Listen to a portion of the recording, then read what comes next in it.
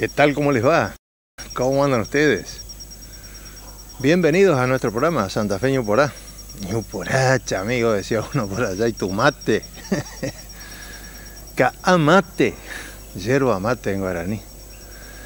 Y caaje es yerba dulce, que es lo mismo que en quichua atamiski, hierba dulce.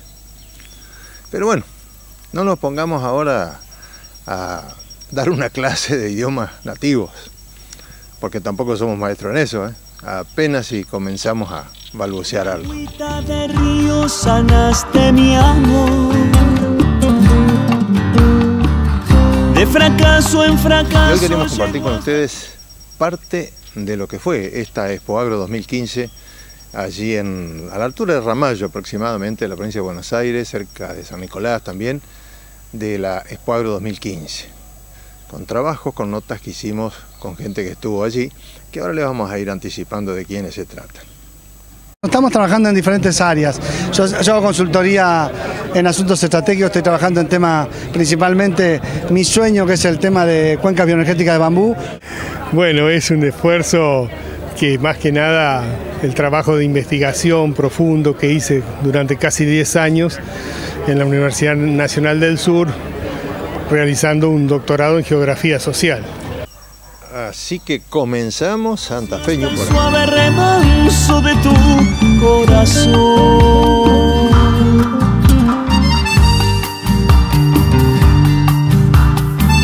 Se trata del mismo Miguel Campo que ustedes conocieron cuando estaba a cargo de Agricultura de la Nación, y con el cual compartimos en Brasilia una reunión para los seguros agrícolas. Sí, exactamente. Sigo también trabajando en eso. Creo que el tema de portafolios y el armado de portafolios agropecuarios son también un camino de minimizar riesgo y maximizar renta. Creo que ahí está un poco el desafío de los próximos años. Entender un poco cómo funciona bien el agro y no quedarnos nada más, por ejemplo, en los cuatrocultivos y en el afán de seguir con la siembra directa o la agricultura continua sin buscar otras alternativas productivas, que creo que las tenemos.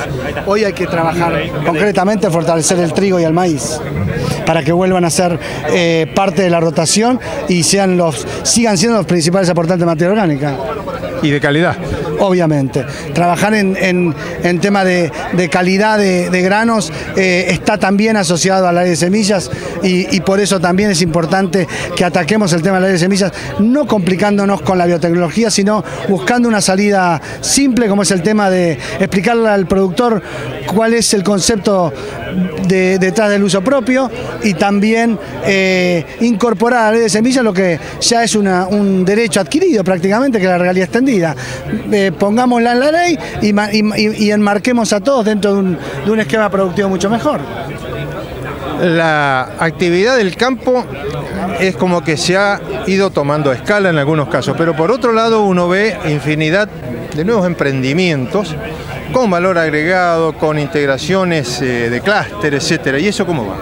Eso para mí también es un camino central para el desarrollo local.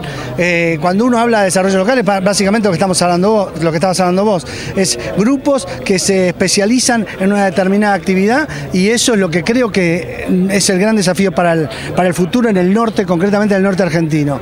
Empezar a entender el armado de microcuencas y manejarlas en esquemas de clúster, creo que va a ser el verdadero desafío del próximo gobierno. Me dijiste bambú, explícame lo del bambú. Básicamente el bambú es una de las gramíneas, está en el grupo de las gramíneas, es una gramínea que se comporta por crecimiento y por desarrollo o por sus características físico-químicas, que tiene características de madera. Entonces sus valores caloríficos son bastante importantes. Entonces, ¿qué pensamos con el bambú? Es manejar un esquema agroforestal donde el cultivo se maneja a partir del cuarto año como un cultivo perenne, pero los primeros años hay que cuidarlo como un cultivo anual, pero después, una vez armado el sistema, básicamente se maneja como un pasto rotativo de altísimo rendimiento. Estamos hablando de piso entre 30 y 40 toneladas de materia seca por hectárea. Pensemos eso transformado en lo que puede ser un pellet o un diésel o cualquier combustible de líquido liviano, un diésel o un fuel oil. ¿Eso en qué periodo los 30-40 toneladas? Las 40 toneladas se producen anualmente a partir del cuarto año. Entonces, ¿Sigue parejo? Sigue parejo porque la planta se muere a partir únicamente cuando florece y en las condiciones, claro, en las condiciones y en las variedades que existen de maíz, de bambú que estamos trabajando nosotros, que son las tropicales, la floración ocurre entre los 40 y los 100 años. O sea, prácticamente la floración yo no la voy a ver. Es un dato interesante porque vale la pena para que entiendan. Acaba de florecer la chusquea, que es un tipo de bambú en el sur, que es un poco la causante de este incendio o no el control de la floración de la chusquea, pero para que vean, la última floración fue hace 30 años. En los bambúes que estamos trabajando nosotros, la floración mínimo es 40 años. Estamos hablando del año 2050, lo verán florecer algunos. ¿Y cómo se procesa? ¿Se chipea? ¿Cómo se hace? Se chipea, nuestra propuesta es chipear en campo y a partir de ahí llevarlo a una planta de pellets, que el pellet se produce similarmente a lo que es un alimento balanceado, donde nada más que el rotor tiene más contundencia porque estamos hablando de un material lignocelulósico, pero como el bambú tiene almidón, se agrega muy bien. Entonces, el desafío grande es el armado de la cuenca. Una vez que veamos los cultivos de bambú en el campo, es lo que planteaba ya hace años, en el 2003-2004, que yo creo que el bambú tiene que transformarse en la soja del futuro, no por la equivalencia como cultivo, sino en su expansión como cultivo, en su expansión en área. ¿Y requerimientos climáticos y de suelo? Necesita arriba de 1000 milímetros de lluvia y el suelo como cualquier cultivo, un suelo bien drenado y si queremos alto rendimiento fertilizamos y si no aprovechamos la fertilidad del suelo, pero recordemos que es una gramínea de altísima capacidad de captura de carbono y de fijación de carbono, o sea, estamos hablando de que es un enriquecedor de suelos en cuanto a su aporte de materia orgánica. ¿Y temperaturas? Temperaturas básicamente lo que se puede manejar subtropicalmente, o sea, sur de Entre Ríos al norte de la Argentina, en los materiales que estamos trabajando. ¿Por qué esos? Porque los materiales templados son más invasivos, los materiales tropicales no son invasivos, se manejan como una caña de azúcar. Estamos en 2015, Miguel, año político. ¿Tentaciones para Miguel Campo hay o no? Yo siempre tengo mi afán de poder dar mis aportes técnicos y yo creo que cuando uno tiene el perfil técnico no es tan no especula tanto con lo ideológico, sino con poder aportar lo que hay que hacer. Entonces, si uno aporta a alguien de izquierda, seguramente se manejará con estrategias, por ejemplo, de cooperativas, pero si trabajamos con lo que mal llama la derecha, posiblemente se dé juego más a las empresas multinacionales. Pero yo creo que el juego o el marco técnico es uno solo. ¿Qué hay que hacer en la Argentina? Es seguramente hay que armar un equipo técnico creo que ser colegiado, porque hoy la agricultura hay que manejarla de manera integrada, no es lineal, no es un enfoque lineal, sino que un montón de disciplinas trabajan hoy en cómo entender la agricultura. De hecho, lo del bambú concretamente tiene altísimos componentes de lo que es calentamiento global y protocolo de Kioto, por ponerlo de alguna manera. O sea, lo que es captura, compensación de emisiones, todo eso requiere de un equipo técnico multidisciplinario. Y creo que a la hora de definir, yo creo que el próximo gobierno tendrá que pensar en equipos técnicos en donde uno puede sin duda participar. No soy seguramente un aporte político, sí seguro un aporte técnico. Creo que como en tu caso, la gestión y el conocimiento del sector permite pensar de que podemos llegar a dar algún tipo de apoyo. Ha sido un gusto. No, gracias y por tu interés y por el tiempo que me has dado. ¿Qué tal lo vas llevando con el mate? O con lo que tenga a mano. Seguimos en un ratito con más de esto que les prometimos.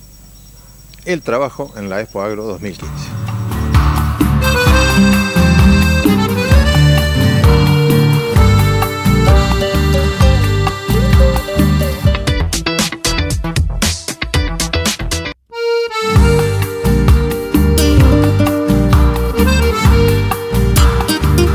Pedro Carricar, hombre del cooperativismo, hombre de la docencia universitaria, graduado en posgrado y ahora un libro. Pedro, ¡qué alegría! Contame de qué se trata esto.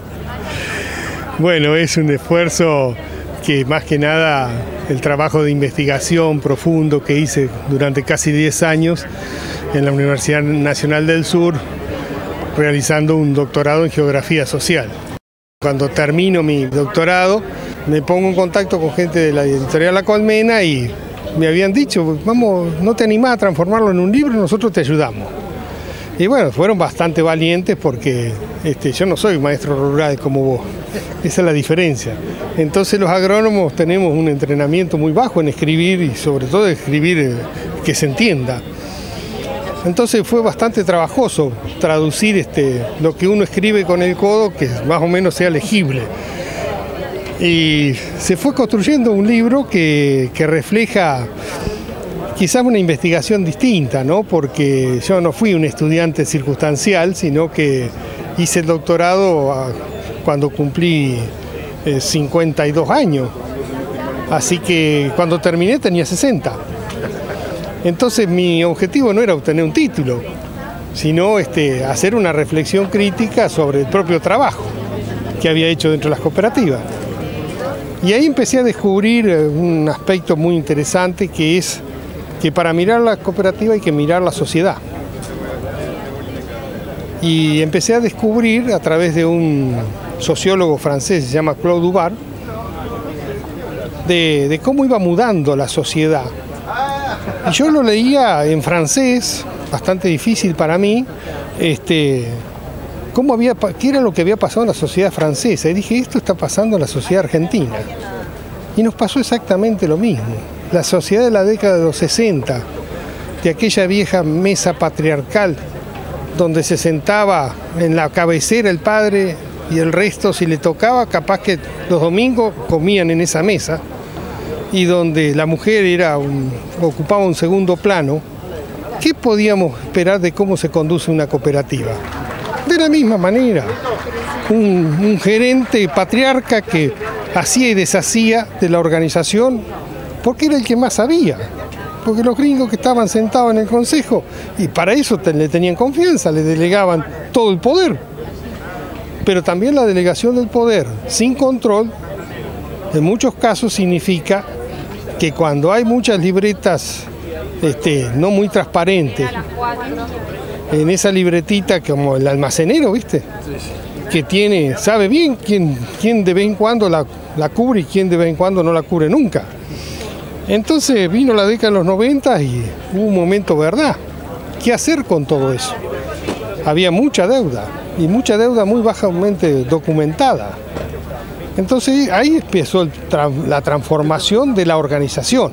Se pasa a ser con un criterio más empresario, le empiezan a llamar.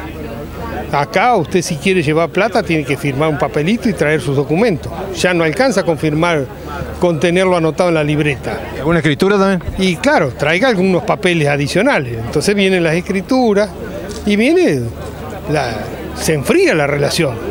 Porque cuando las señoras se empiezan a enterar que había que llevar la escritura para sacar un poco de plata para comprar la semilla, a la miércoles. ¿Cómo se entiende? Esas cosas se manejaban discretamente antes.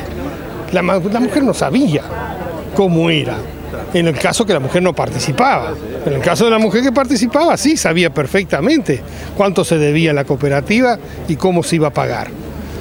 Entonces, el endeudamiento fue una crisis, y como toda crisis también una oportunidad de blanqueo, de revinculación. En esa revinculación las cooperativas se achicaron, quedaron con mucho menos socios, quizás con muchos clientes en algunos casos y pocos socios. Y la cooperativa está preparada para tener clientes o tener socios. Entonces ahí, cuando uno discute con los productores en los distintos lugares, yo me encontraba con que me decían, y dar casi lo mismo, casi mejor ser cliente que socio, porque hay menos responsabilidades. Y claro, bueno, pero para eso no tengo una cooperativa. Porque cuando le va mal en un negocio particular, al cliente no le hace nada y la va a recuperar el dueño. Y en la cooperativa, si va mal y no hay factor humano, se terminó la historia. Vienen las circunstancias que empiezan a aparecer los intereses sobre los propios bienes. Entonces, ahí dicen, bueno, claro, entonces es mucho más fácil tener una sociedad, una SRL, una sociedad anónima, tener como operador para prestar los servicios. ¿Para qué queremos la cooperativa entonces? Y fueron años duros, difíciles de comprender el para qué. Y ahora, con todo lo que ha pasado, porque tu libro acaba de aparecer. El libro cierra la investigación, es de comienzo del 90 al 2004, ¿cierto? Después del 2004 viene un proceso de recomposición, de consolidación. Las cooperativas son menos pero más grandes, con muchas sucursales. Y el concepto de sucursalización es algo que no se concibe fácilmente de qué se trata una sucursal en el caso de una cooperativa. Una sucursal de un comercio es muy simple, se abre y se cierra. ¿La cooperativa tiene abierta una sucursal como un comercio o es una extensión de los derechos y los deberes de una cooperativa? Y ahí, bueno, empieza a parecer que en muchos casos se parece más a un comercio común y no a una cooperativa. Entonces es una discusión que cómo se recrean, bajo qué valores y bajo qué reglas de juego está esa nueva vinculación. ¿Y cómo se activa, cómo se incentiva el compromiso social en general y en particular de las cooperativas? El compromiso social se reactiva en función de recorrer un camino con una trayectoria de acompañamiento. No alcanza con ofrecer un buen precio en un momento. El compromiso social significa recrear confianzas o construir nuevas confianzas por las nuevas generaciones. Las nuevas generaciones no tienen nada que ver con la confianza que tuvieron los abuelos. Ellos tienen otros parámetros para decir, hoy tengo confianza en una sociedad que es una sociedad utilitaria, de intereses, y donde poco importa esas relaciones de palabras. ¿En qué está construida la cooperativa? En relaciones de palabras. No es el capital lo que los une. Entonces, si no recreamos el diálogo en forma cotidiana y continua en el tiempo, no hay recreación de confianza, no hay reconstrucción de capital social. Ha publicado un libro que cuenta una investigación con muchísimo componente humano y social. El optimismo para el futuro, ¿dónde se encuentra en las personas? Yo creo que esto tenemos que mirarlo hacia el futuro, cómo va evolucionando la propia sociedad. Cuando uno mira, yo soy de un pueblo del interior y toda mi vida tuve un pensamiento de pueblo. Nunca me atrapó el pensamiento de las megaciudades. ¿Por qué se va la gente de las ciudades? ¿Por qué están buscando espacios más al aire libre? ¿Por qué quieren escuchar el trino de un pájaro? ¿Por qué quieren ver que el vecino que entra y sale es el mismo siempre? Quiere decir que lo que sostenemos, que la vida de un país pasa por las telarañas sociales construidas a partir de los aglomerados intermedios, tenemos que recrear esos parámetros para decir el sentido que tiene como reorganización de un país absolutamente desequilibrado, un país sin ningún tipo de planificación que signifique darle un espacio para vivir distinto el día de mañana y no espacio para vivir como animales o cada vez peor como lo que está pasando en los megacentros. Pedro, un gusto, felicitaciones por el libro y muchas gracias. Muchísimas gracias a un amigo. Muchísimas gracias y muy feliz de haberte encontrado.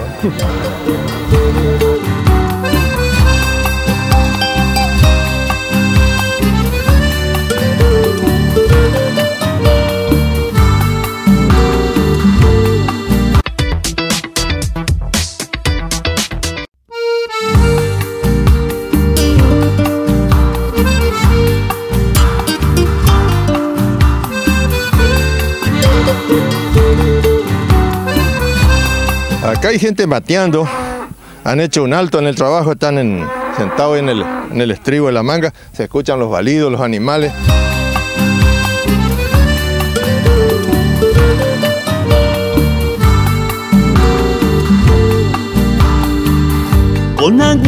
de río sanaste mi amor. De fracaso en fracaso llegó hasta tus brazos, lo fuiste llevando. La función de la suspensión del vehículo es que las ruedas se mantengan en todo momento pegada al piso. Despacio hasta el suave remanso de tu corazón. Y vos has prestado atención a orillas de la ruta 19, una cantidad de hectáreas bastante importantes que están inundadas, lo que significa varios tambos que han tenido que deshacerse de sus planteles. A mi cuerpo gastado llegó tu pasión